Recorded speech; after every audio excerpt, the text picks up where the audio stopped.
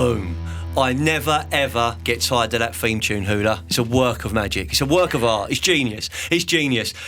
Ladies and gentlemen, boys and girls, it's that time again. Episode 7 of season 7 of the Foyne Jones Show. We're back in our studio in Brighton and we've got a special guest joining us today.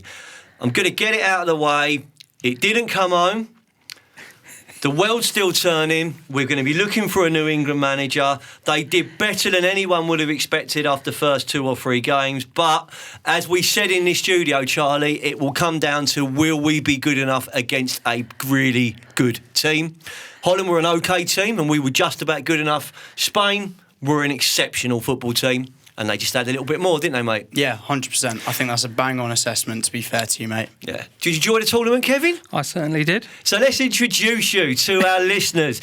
I am talking to Kevin Bannister. Kevin, tell everyone who you are and what you do, sir. So I'm a business and finance advisor, as well as being an accountant. So I help mainly the KBB industry, but the wider home improvement industry, getting them ready for in their business, essentially, to take it to that next level. Well, you're already getting the first award for something because you're definitely the first accountant to be on the Foyne Jones Show, and you're definitely the first business advisor as such to be on the Foyne Jones Show. Have we had another accountant, Charlie? You're just waving at me. Have I made a terrible schoolboy error? Yeah, what was your name of your man from Manchester who came down? He was, I can't remember his name. That's terrible. I'll have to edit this bit out. Your guy from Manchester, he was, he was a mortgage advisor. What was his name? Matt Paul. Matt Paul. I knew it was Paul something. Apologies to Matt Paul if he's listening. Matt Paul and everyone at Team Paul, he's good with numbers. He can get a business owner and a self-employed professional a mortgage, but as far as I know, mate, he's not an accountant. He's not an accountant. Shout out to you, Matt. How you doing, sir? Love to the family. Love to the family. And if you check Matt Paul out on LinkedIn, he's a very active player on LinkedIn, and he does bring mortgages to life in a real human way. Yeah. And I think there's so many industries going that way. And Kevin, that's where I got to see you, really. That's where we connected, was on LinkedIn, that famous social media platform where I hang out quite a lot. Yeah. How does an accountant embrace social media? Because those two words don't seem to go together, mate, do they? No, well, originally accountants weren't allowed to even advertise back in the day. So you literally, I think the best you could do was put an ad in the paper, and that was about it. But yeah, I tried with the video. So video is scary, I think, for most people. I still find it scary at times, but I think the way everything's going, you just have to try these new things and embrace them, like you say. So yeah, you did a video challenge, didn't you? Yeah, so I did 100 days of video, which was did you tickle 100 off? I did. Well done. It was Charlie can't do 100 days of anything. Mate, I was going to say thank you very much. I'll have you know, one of the greatest exercises I've done in my life so far was to write 100 songs in a year. Yeah, I know. Okay, fair and play. that was a brilliant exercise. Yeah. You learn by doing a lot of something in that. You learn a lot about how to just get into it, don't you? Yeah, definitely. And like confidence, things like that. I'm quite a confident person in the sense of meeting people and things like that. When you start talking to a camera, though, all of a sudden you're like, it's not. You're not talking to a. You don't initially feel like you're talking to a person. Yeah. So it's a completely different thing. We see that a lot, not just in this studio, but in some of the videography projects we've been involved in, and certainly some of the recruitment work I do. You see some of the most talented and inspirational leaders. Just people at all levels. They almost get stage fright, and you're like, just be yourself, it'll be okay. But the funny thing is, the more you try to be yourself, you don't become yourself. You're trying to be something else. It's like with Charlie would tell you this story. Whenever we're doing any video work, the worst thing, we just don't do it. The worst thing you can do is give me a script and say, I want you to read this, because I'm like, well, I can't.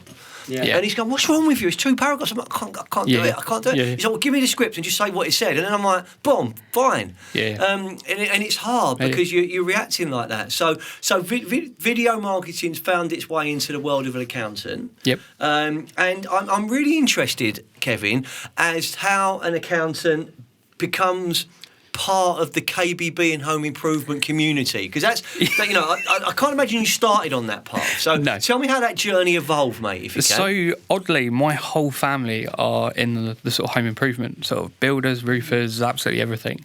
And I was the one that didn't want to do that. It's kind of like, no, I want to do something else. I sort of fell into accountancy as it is anyway, and it was mainly sort of just before lockdown, things like that. I found that I was dealing with more and more businesses in that sector, and then I got involved with a few sort of showrooms specifically. And it kind of just went from there. I enjoyed dealing with the type of people. Where I got the work I was doing with them was a lot more in depth than with some other clients, that I got to really know the issues that they generally face. And don't get me wrong, some of them are the same as all businesses and what they face, but there's some sort of specific things that they struggle with. And a lot of people don't realise they're struggling with them until it's brought to their attention. So, I kind of fell into it in that respect. And I think because of my sort of background in the family-wise, I was always aware. I walk into a showroom and I still look at the place and think, that could look better. Or, do you know what I mean? Like, as in, I've got that kind of vision in the sense from dealing with my family in the past. So, but yeah, it wasn't a planned thing at all. But after you start dealing with different people and you kind of get to know them, and I like the type of people that are generally within the industry. So I work with sort of the retailers, but I also work with sort of some of the suppliers as well, and different things like that. And for me, numbers can tell a story, and if I can help a business realise that story and help them achieve what they want to do. Can you make numbers easy to understand? Yes. Because that's the gift of a good accountant or good business advisor in my from talking from my own perspective. Yeah, no, definitely. Because you talk about you get nervous, you feel uncomfortable in certain things. Yeah. I immediately start shutting down when I have to do a VAT return, a tax return, whatever. Whenever it gets to the serious side, I'm like, can I just go and meet customers? Can I just do that? And feeling uncomfortable is okay, but I've learned now to try and embrace it as a project and embrace it more and be open to criticism and be open to what good could look like and what but it could look like. But I'm a tough gig because I'm not. I really don't want to have the conversation. Yeah, no, definitely. So did you find owners they push back? Yeah, and I think there's a difference in understanding as well. So in terms of, like you say, like the VAT return, things like that, they're a lot of those things, they're all compliance based. So you have to do a VAT return, you have to do certain things like that. You need a certain understanding of those things, but you need, like you say, with getting out there and things like that, there's so many levers that you can pull that will say boost your turnover, but then at the same time you can be costing yourself a lot more money. So there's all those kind of things, and if you can, as a business goes through the different stages, generally, I always look at it, they're in that kind of dream up phase to start with. They're looking to essentially just get out there, get known as such. And then as they move through, they start, they kind of go into a grow up phase where they know they need to know their numbers to some extent to take their business further.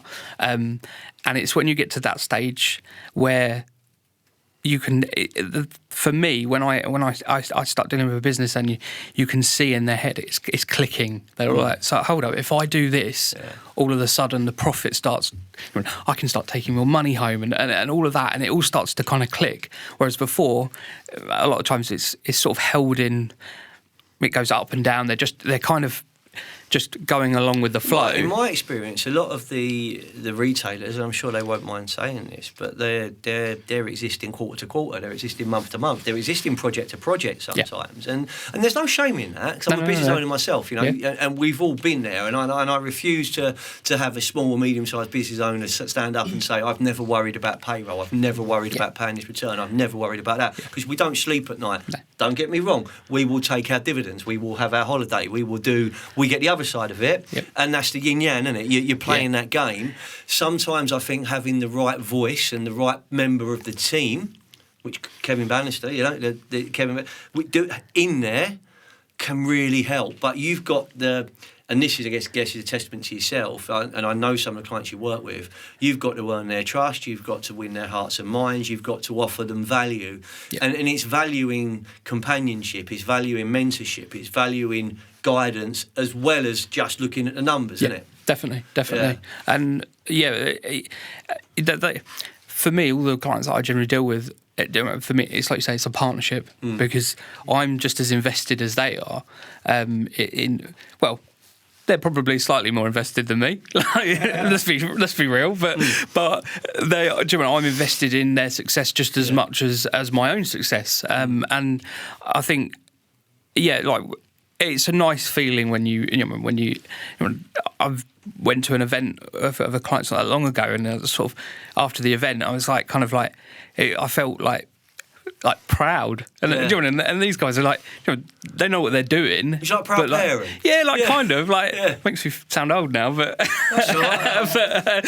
I'm the oldest in the room. Mate. You feel your both. So, but and it is. It's like, at the event, I didn't need to be. I wasn't there in my sort of financial or sort of business capacity. I was just there to celebrate with them, what they're doing. So it's really nice to see. And I think the problem with when it comes to money, people get scared to talk about money. All the if you take, for example, what's happened, like you say, quarter to quarter, month to month, I've been having conversations with businesses for before everybody starts talking about the market slowing down. I was doing that 9 months before. I'm already seeing it, but nobody wants to say that things are slowing down. Everybody wants to sort of toe that line of, well, if everybody says things are slowing down, then I'll say I'm slowing down, sort of thing. So it is a tough market, though, Kevin. The majority of businesses that I'm talking to. So this could be showroom, supplier to showroom, distributor, but within what I call the KBB arena, they're all around 20% down. That seems definitely to be the consensus. Don't get me wrong, there are some pockets of brilliance. There always is. There always is. There's people that have done something right, launched something new, been very lucky. It doesn't matter what it is, but there's going to be pockets like that. I've seen my business. I've seen almost like a roller coaster year where it started slow, went mental, slowed down again. It's going mental again. I'm like, well, that weren't the plan, but it just seems to be like that. So you're kind of you work your way through it. For example, you was with me just now. My phone weren't ringing. It was just ringing off the hook, and I'm like, well, this is amazing. But you can go another time, and it's quiet, and you think, right, I've now got to make things happen. And I think from the perspective of hearing it from your side, I guess you're opening up the conversation about what if this happened. If this happened, you could do this. If that happened, you might have to do that, and you're bringing that to a conversation, are you? Yeah, definitely. All around modelling, you can model out. If we take on this extra staff member, this is what it's going to do for the business. The cost element, but also the positives and such, and all the different ways. And that's the thing when you get to a point where you're planning like that. The roller coaster, it still happens, but it becomes easier to deal with because you've planned for that. You'll find some businesses will literally pull you'd say a contingency bank. Others are very complete month to month. And I suppose with my job with those type of clients is to help them sort of build some sort of bank at least, and but be able to get it planned a bit longer, and so they're not quite rather than being month to month, we're moving to quarter, and then predominantly getting out of that. So, but yeah, how do you get so just talk me through how you do that, because I'm fascinated. The majority of it comes down to you're breaking habits, and you're changing an approach and mindset. So they're challenges, mate. Yeah. So the first stage is you'll be surprised how many businesses don't know where they even are.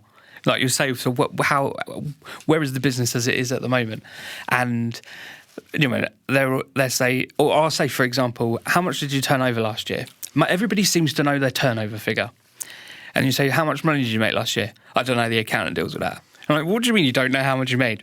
Like, do you know what I mean? Like, it's sort of, I have to be careful how I say that, but it is being sort of upfront and just sitting down with them, working out where they actually are, and then where do they want to be? Because you'll be surprised, so many people that you talk to, where they actually want to get to is completely different to what you I can come in and think.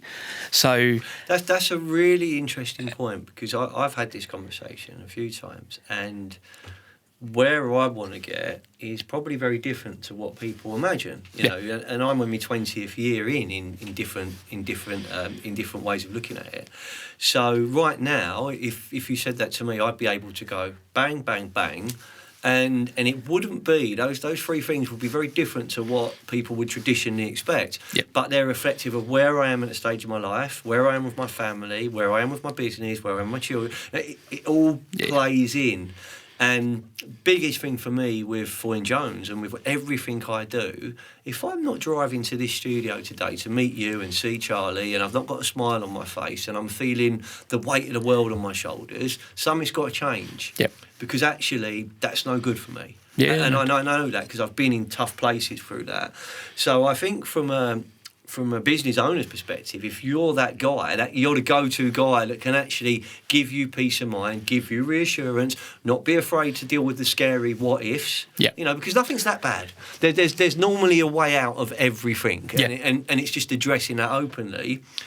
Definitely, it's great opportunity for the businesses. So I think we'll wrap up the first half of the show, Kevin, by saying that, if you're listening to this, and we have a lot of KBB business owners, we have a lot of startups, we have a lot of experienced multi-business owners listening to the show. If they're looking for a different accountant or a different business advisor, or they're looking for someone different, I think you should stand up there and take a pat on the back and be, you're highly recommended. And if anyone wants to get in touch with you, we'll direct them to you, mate. Brilliant, thank you very much. But honestly, you've made numbers interesting so far. So after the break, we are going to talk about resilience. Do you like that, Charlie? Resilience for business owners, because I think that's important. I'm going to ask you to give some examples of resilience, how businesses have turned situations around, what they're doing to make the most of the current market. Yep. We'll give some advice for the next generation, people beginning their journey. And, we'll talk about what's next for you, the business, your family and the future. You enjoyed that? Yep, sounds great. We will see you after the break.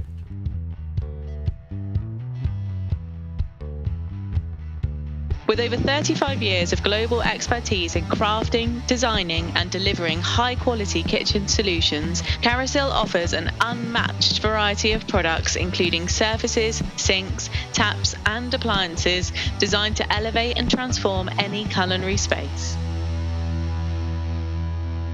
See the pressure he puts me under. I want this on there. Charlie Hooler puts me under ridiculous pressure every podcast, everything we record. I just want to say that. He's been pretty nice to me. Yeah, he's always nice to the guests. I look like Gareth Southgate to you, but I'm a little bit more like Neil Warnock to him. He's always nice to the guests. He lures them in. You know what I mean? He lures them in. Kevin, thank you so much for being part of today's episode. I have to say thank you to our friends and sponsors at Carousel, Marcus and the team. Without our sponsors, we don't have an episode. Without our sponsors, we don't have a season. Without our sponsors, we don't have a show. Carousel, one wonderful business, committed to the industry and committed to this podcast. So, Kevin, welcome back, sir. We're smiling. We've been talking numbers off air.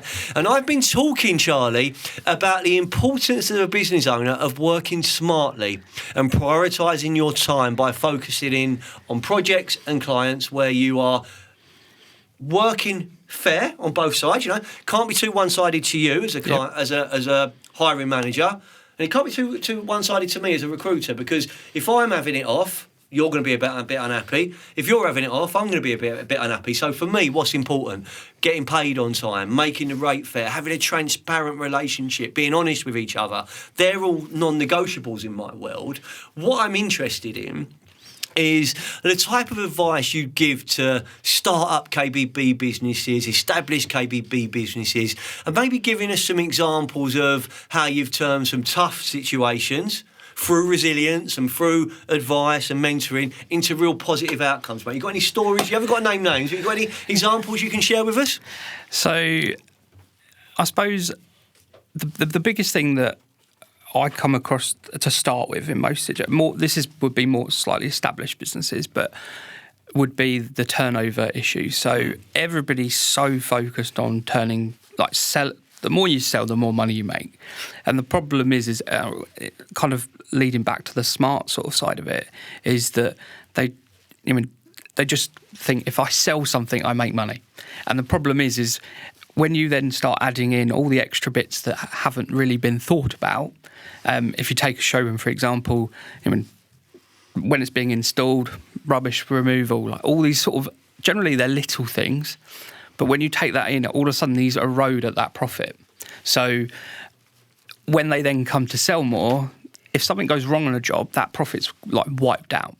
So if you can sell, say higher, if you're selling higher end, for example, you're going to be turning over a fair amount, but you're making more profits. So you're making less sales technically each year, but you're still making more money, or at least the same money. So rather than, say, doing 40 jobs, you're doing 20 jobs. So in most respects, your life, your team are a bit smaller, but you're earning either the same or more. That's something that, I suppose, from a mindset point of view, getting people to really think about, are you interested in profit, or are you interested in turnover as such?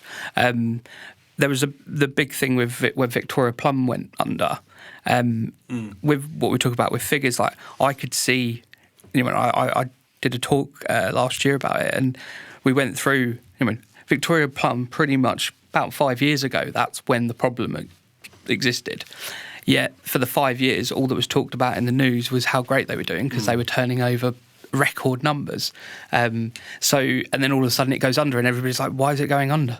I don't understand. It's been doing so well." But it's because, from a media point of view, they look at turnover. That's what these companies report. We've done this, we've done that. So I suppose that's one side of things. I do some sort of business valuations and things as well, and everybody thinks their business is worth £1 million, pretty much. It doesn't matter what it is. It's, my business is worth £1 million. It's got to be.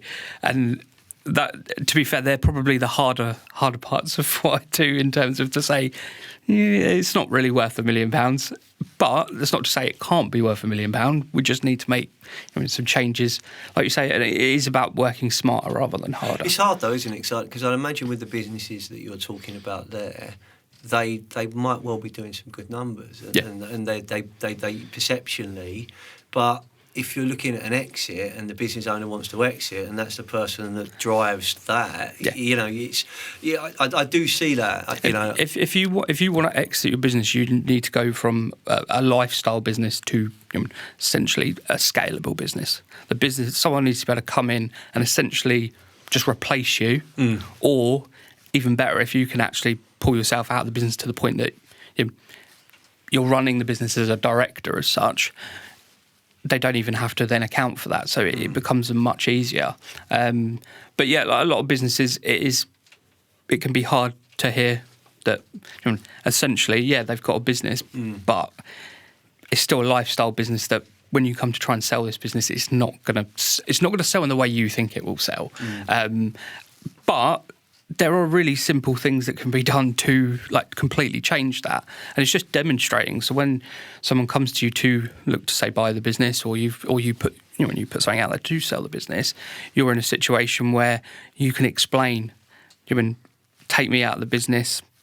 We've got this person here, this person there. We don't need anyone else. And if you can demonstrate that, from a buyer's point of view, they don't hear it very often. So it becomes a much easier sort of process to sell a business. But yeah, I don't know what else in terms of... Mate, I think really I see the challenges that businesses face at the moment, and I think one of the challenges for any business, and of course I'm going to say this, is people. Yep. It's attracting people, recruiting people, onboarding people, retaining people, developing people, rewarding people, making them feel valued, helping them enjoy their time with you. Yep. Business owners are very good at running their businesses, but it doesn't necessarily mean they're very good at HR. It doesn't mean they're very good at training. It doesn't mean they're very good at hiring. Yeah. let's bring a bit of recruitment in. How are you helping your clients with that? I guess you're showing them the cost of recruitment first and foremost. When it comes to like staff, to me, staff are key. People make, especially in the independent sort of side of the retailers. They obviously want to be wowed, don't they? They come into the showroom, they want that kind of nice feeling from not just one person but the whole team. And for me, it's showing the benefits and the negatives in the sense of cost-wise. So yes, this person's going to cost. So essentially, what it is actually is it's taking it from a cost to an investment, because nobody likes to pay a cost. But when you look at it as an investment, if we take on this person, we should be able to sell this much more, or whatever it may be. Then all of a sudden it becomes a no-brainer. It becomes, do we take one on, do we take two on, as an example. So I think that's the main thing that I can do with that, to be fair. But it's just the biggest thing I find with the showrooms as well is the displays, and a bit controversial, obviously. We like controversy. They love designing things, don't they? So the amount of times, I'm literally in. I've been in with a director before. We're talking about their cash flow's a bit tight at the moment, and then someone comes in and says, "Oh, can I have the card to buy this?" And I'm like, you just said, why do you need that? Like, I can't remember what it is now, but it was something that wasn't even like, it's a want rather than a need, and it was just something for the staff room or something. And Coffee machine. Yeah, and then it was, we're going to replace this display, and I'm like, is it not selling well then? Like, because I said, I swear you put that in 6 months ago, and they're like, no, but the new model's out, and so we want to replace it all, and I'm like, are you going to sell that one first? and it's sort of like they haven't even thought about these things. Like, as in, it's just, we just have to find the money. Yeah. And so there's a balance. Do you know what I mean? You need the displays in a showroom, but it's a tough one as well, because the entrepreneur as such, their part of their brain works like an amazing super speed, super creative. Yeah. It's over here, right? The other part of the brain, which probably is where you hang out, right? Yeah. That's a slower burn. It operates differently. So it's being able to, like, I suppose my role is not to turn around and say you shouldn't do this. It's to turn around and go, have you thought about this? Yeah. What about this? And also this. And sometimes it will be, that doesn't matter. We need this. And then other times it'll be, yeah, actually, we are wasting money here. and do you know what I mean? So you'll be surprised how many businesses are spending more money than they even think they are. Subscriptions is the biggest one at the moment. Don't set me off on subscriptions, mate. Yeah. I paid for 3 years for a lovely video design package for an apprentice that left free. I couldn't believe it. Yeah. I actually, it doesn't sound a lot for 25 quid a month, does it? Do you know what I mean? Multiply that by 36. Yeah. I was not happy. No. But the sad thing is, the only person I blame is me. Yeah. There's actually no one else to blame, because... Yeah, but it is, we all love the new fancy thing, don't we? Like, it's sort of like, and it's like, it's only £20 a month. Oh yeah, we'll start that. And then you find that you're doing another subscription. The biggest thing I've seen lately is through lockdown, everybody was on Zoom, and everybody's started to realise now that Teams, they have a Microsoft package, and they're like, what, we can use Teams for free? So I'm now finding there's a bit of a shift towards Teams, and it's just interesting, like, to see how people are with subscriptions. But I think subscriptions is in your personal life as well. Like, we've all got these multiple, like, when you actually add up, Disney Plus, Netflix, Amazon, all these different things, you think, well, actually, that's a Sky package in its own.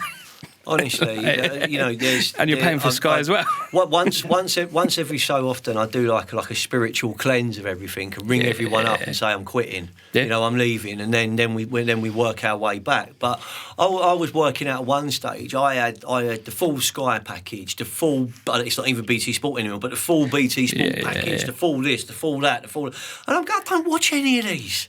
Yep. So it's kind of just work. Yeah. But I guess we are that's the modern world, and it takes discipline to sort it out, doesn't it? Yeah. And the other thing as well with a lot of them, and I found this with a lot of fixed expenses like utilities, anything like that, that they make it hard. You know what I mean? They'll keep you on hold for an hour of your life, you know, and you've got to. It's quite therapeutic when you eventually arrive at that point, but to get there, you're almost writing off X amount of time, aren't you? Oddly, we had our car insurance renewed not that long ago, and we were with two different companies for the different cars. So one of them I just cancelled because we just found it cheaper, and the other one I go on the website and it's like this bare bones website that basically says, please use the chat to cancel it. We're open 9 to 5, but you need to give us 10 days notice to cancel your policy. So I just cancelled the card so it couldn't come out. And then I get a letter saying your insurance is cancelled, and obviously I renewed the other one. But it's that whole thing is to just make everything that... what person... most people work 9 to 5. I did it with our home and content, right? And I'm like, what do you mean you've put that up by 70? Like, what? You know what I mean? What? So, you went on... So it's online, and you got like, why are you quitting? I'm not happy. Right, I'm not happy. So he said, OK, here's a new deal. I'm like, what? I'm still not happy. Here's another new deal. I'm like, we're not that bad now, but I've got the ump. We're only about 20% up, but I've still got the ump. So why didn't you give me this price at the start? Then I said, no, want to cancel, and it's like you have to ring. I'm like, oh, right, okay, what do I do? And actually, I was very close to going, I'm just going to take the 20. I'll take whatever it's gone down to. But then I thought, no, I'm actually going to cancel. So I did what you did, like cancel, got a better deal, moved on. Yeah. But then when I look at the amount of time, this is that time has cost me more than what I've saved. Yeah. So it becomes like a matter of principle sometimes. I think that is the principle. A big shout from the hula corner. Yeah, I agree. But I think awful trade-off to have to make. You have to weigh it up. Sometimes I've had it with parking tickets before, where it's like, hold on, naughty. Absolutely I am loading in that loading bay, mate. I'm absolutely fuming with the council that have given me a ticket for that, or they've caught me on a camera for that. And I'm like, and you get to it, and it's like, it's going to take me this long. It's going to be this much of an effort, this much of a hassle. I need to be working on other stuff right now. I have to take the hit. Yeah. I've just got to pay it. It's the easiest, most effective way to just get it out of your life. It's awful, but it is what it is sometimes. Slightly on topic, but off topic.